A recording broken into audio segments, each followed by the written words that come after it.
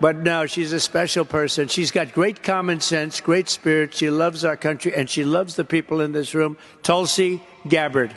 Tulsi, please.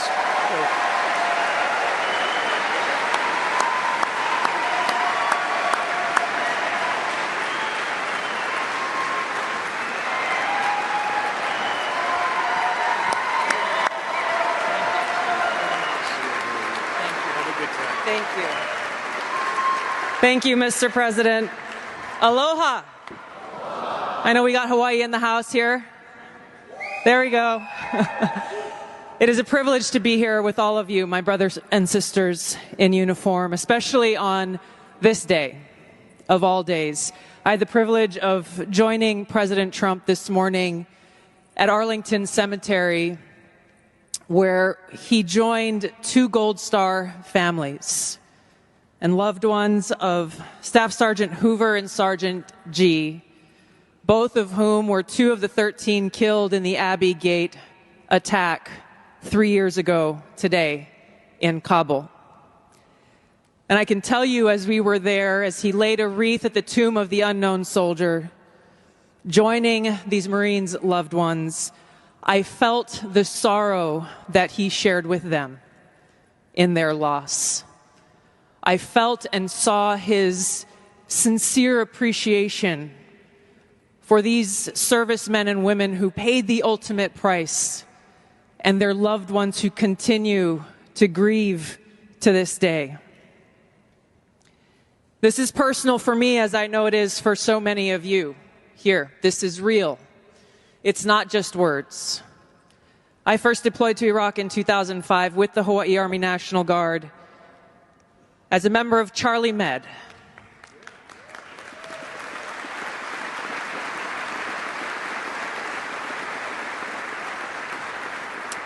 As those of you who were deployed during that time know, it was the height of the war, and sadly we took many casualties.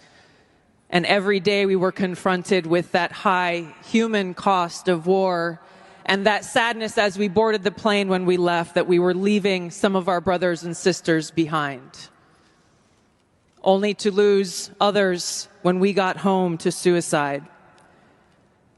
So I mean what I say when I share with you that I know that President Trump understands the grave responsibility that a president and commander-in-chief bears for every single one of our lives. Whether you're a soldier, you're an airman, a Marine, sailor, or a coastie, he keeps us in his heart in the decisions that he makes. We saw this through his first term in the presidency, when he not only didn't start any new wars, he took action to de-escalate and prevent wars. He exercised the courage that we expect from our commander-in-chief in exhausting all measures of diplomacy, having the courage to meet with adversaries, dictators, allies, and partners alike in the pursuit of peace, seeing war as a last resort. The truth is, as we head towards our decision as a country in November, the same cannot be said about Kamala Harris.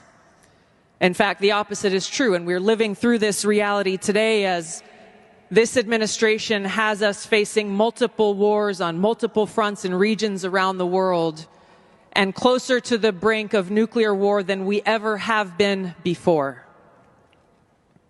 This is one of the main reasons why I'm committed to doing all that I can to send President Trump back to the White House, where he can once again serve us as our commander-in-chief.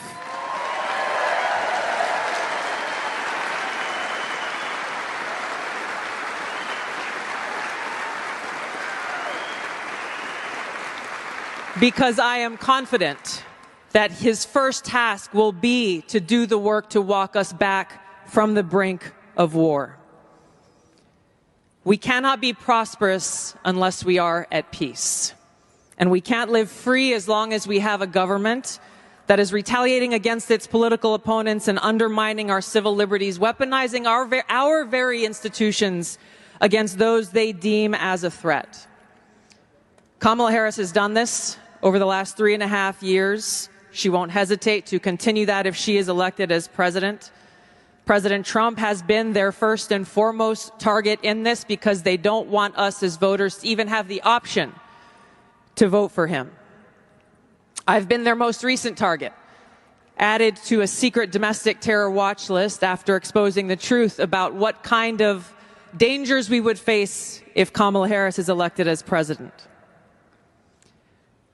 We as Americans must stand together to reject this anti-freedom culture of political retaliation and abuse of power. We can't allow our country to be destroyed by politicians who will put their own power ahead of the interests of the American people, our freedom, and our future.